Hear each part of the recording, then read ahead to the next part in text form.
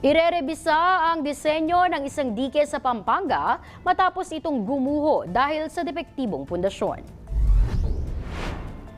Ayon sa Department of Public Works and Highways, sinimulan ang pagsusuri sa candating flood control project matapos itong masira ng ilang beses at nakakapekto na sa mga kalapit na bahay. Sinabi ng ahensya na nasa lugar na ang mga engineering team para magsagawa ng mga agarang hakbang upang maprotektahan ang mga residente. Babaguhin din ang disenyo ng proyekto upang matiyak na ito ay matibay at pangmatagalan bilang flood control system. Tinutukoy na ng DPWH ang lahat ng posibleng managot, kabilang ang kontratista at ilang personnel ng ahensya.